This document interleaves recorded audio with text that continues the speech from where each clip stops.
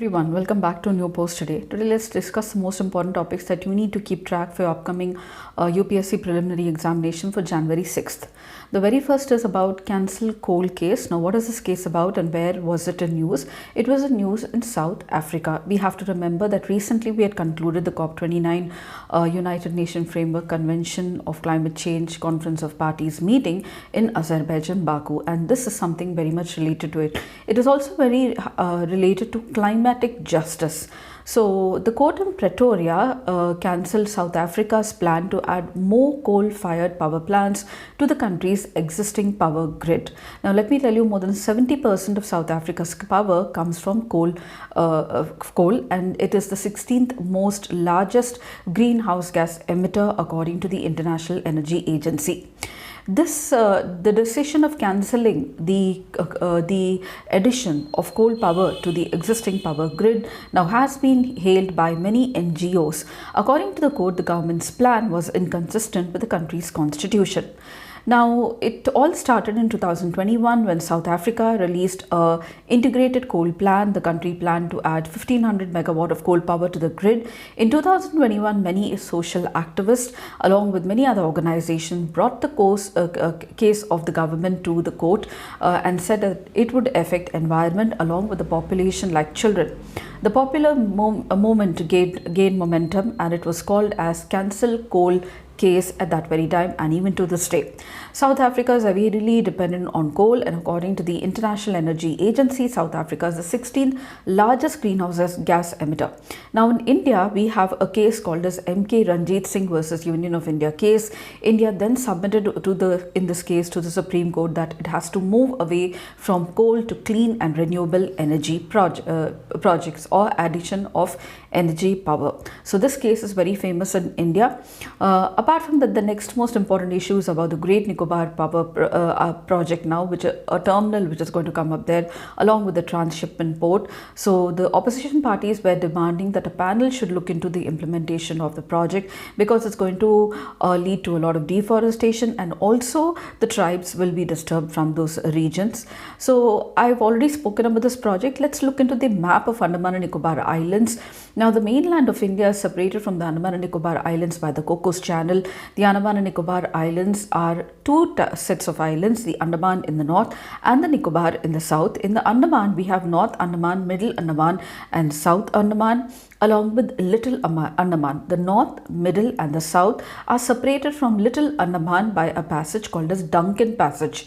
The whole of Andaman Islands, that is the north, middle, South, Little Andaman, are separated from the Nicobar group of islands by the 10-degree channel. And in the Nicobar Islands, we have the Car Nicobar and the Great Nicobar. The Great Nicobar is the largest among the Nicobar Islands, and also it houses the southernmost point of India, that is the Indira Point, and it is here in Great Nicobar that we have the transshipment port project coming up. It is also housed many vulnerable tribes as well. Apart from that, we have the Narkodam Island in the Andaman and Nicobar Islands. Recently, many islands have been renamed in Andaman and Nicobar Islands. The Ross Island has been renamed as Netaji Subhash Chandra Bose Island. The Havelock Island in Andaman have been renamed as Swaraj Deep. The Neil Island has been renamed as Shahid Dweep. So these were some of the changes that took place along with this is the map of Andaman and Nicobar Islands.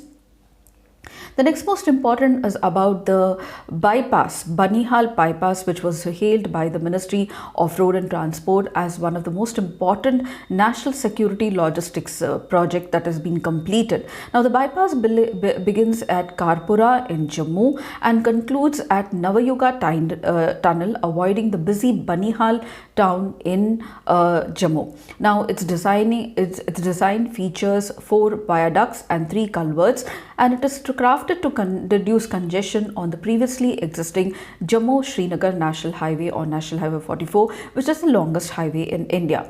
The new bypass is particularly important for security forces, enabling rapid movement, and will also reduce the travelling time between Karpura, Banihal and the Navayuga tunnel to just 7 minutes. The four laning of this Jammu-Srinagar highway is significant. It is a 1600 crore project aimed at creating all-weather route, reducing travel time between the two regions. The highway passes through challenging terrain of Ramban and Banihal and includes 10 tunnels on its infrastructure. The upgraded infrastructure is set to boost economic activities, improve trade, especially movement of security forces, enhance tourism, and provide better access to healthcare and education. Another crucial project, the Srinagar Semi-Ring Road project, approved in 2021, aimed to reduce traffic congestion across 5 districts in the Kashmir Valley: Pulwama, Srinagar, Budgam, Baramulla, and Gandharbal. And please look at the map of Jammu and Kashmir, because we have recently disengaged even the Chinese troops and the Indian troops from the eastern Ladakh sector.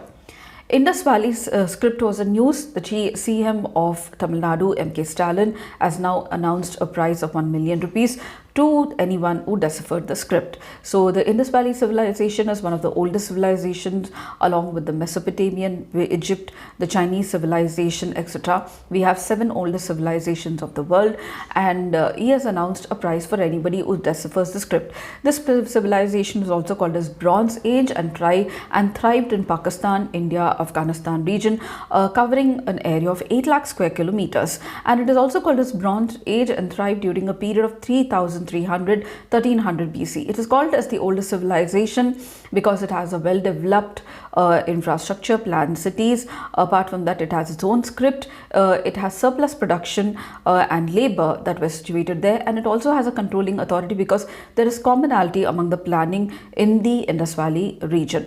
So this was announced by M.K. Stalin after the State Department of Archaeology identified parallels between more than 90% of the graffiti of South India and the graffiti marks of Indus Valley civilization. However, nobody has been able to decipher the script till now because it is pictographic in nature. So these were the most important points I thought I should be sharing with you all for January 6th. If you did, please do like, share and subscribe, and don't forget to comment at the end of the video. I shall see you in my next post. Until then, it's very happy learning.